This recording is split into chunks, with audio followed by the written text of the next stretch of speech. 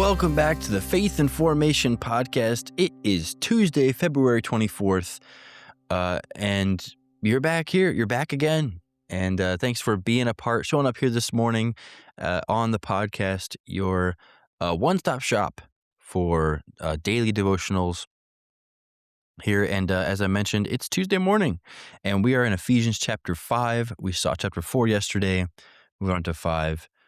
Today, we're going to look at a pretty short verse, actually, today. Pretty short verse, but one I think that holds a lot of meaning looking here. But before we get that, let's look at our memory verse for the week. That comes from Romans chapter 6 and verse 14. It says, "Therefore sin shall not have dominion over you, for ye are not under the law, but under grace." A great doctrinal verse for you to have, to hold on to memorize, really.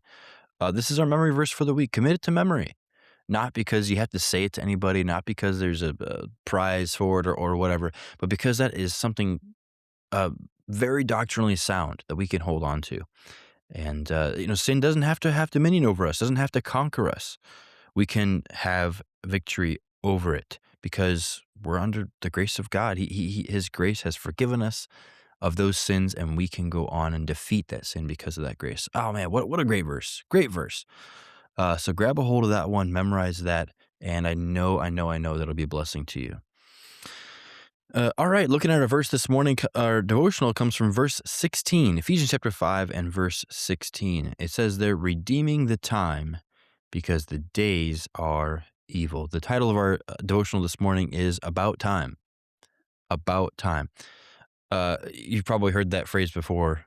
Someone shows up late or something and they said, "Sorry, I'm running late." And the other person says, "About time."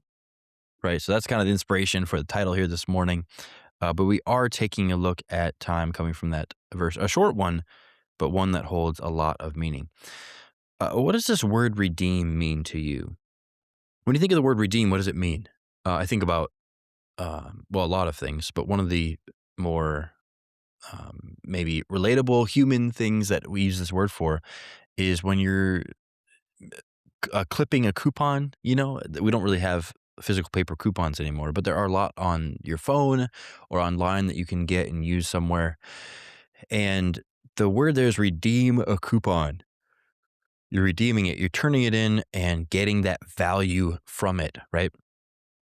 And so you're trading that coupon for some value that will be applied to the products you're getting or whatever it is. You're redeeming a coupon. And that's sort of the word that's being used here. It's in the same idea is this word redeeming the time. Now, the word itself, redeem, actually means to buy back, that time. I think we've all probably heard messages that line up in some way with this idea, but redeeming the time, it's a very, very important concept. We've all only got so much of it, and we're going to use it how we're going to use it, and then it's going to be gone. And despite all of the sci-fi and fantastical movies that exist out there, or books and all of that, time travel does not exist. And in my opinion, it never will, because we've only got so much time. Verses like this tell us to redeem that time because we've only got so much of it, and it's going to run out at some point, so you might as well make the best of it while you can. This world, now, thinking about this devotional, this world tries to take up our time, doesn't it? It really does. It can suck up all of our time in all these random things that we have to do or we want to do, and it ends up being a waste.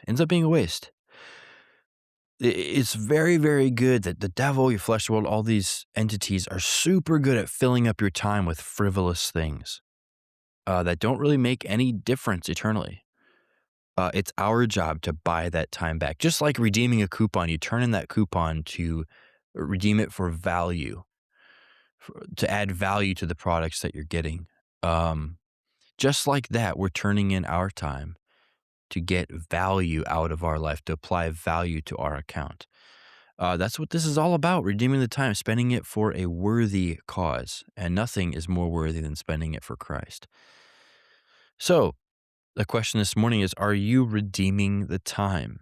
Are you spending it in a way that adds value, adds real value? I'm not talking about, monetary value. I'm talking about real value, heavenly value, godly value to your life?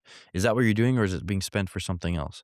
I'm not saying that you have to every second of your day has to be planned in this way. There are things that we can do to relax and wind down a little bit here and there, and that's fine. That's fine. But of the time that you're spending, are you allotting a large portion of that time towards things that are profitable, towards things that are going to matter in eternity? Um, or is it all just frivolous things? Is it all just cheap, vain things that we're spending our time on? We definitely ought to be furthering the cause of Christ. That is what's adding value. That's the redeeming this verse is talking about. Don't let the devil and this world take all your time from you. Don't let them have it. They'll take it easily and take all of it and won't leave anything left for you to serve God with. So as you go throughout your day, you go throughout your week, you go throughout your life, really, redeem the time. Buy that time back. Turn that time in to apply value to your account. And real value, like I mentioned before, nothing, this is not trite value. This is not temporary value. No. This is value that's going to last forever. That's what we have to turn it in for. So how are you spending your time? Is it on things that really matter? Or is it on just something that you kind of want to do yourself? Is it on something that's not really going to matter? It's a vain thing that you're spending time on.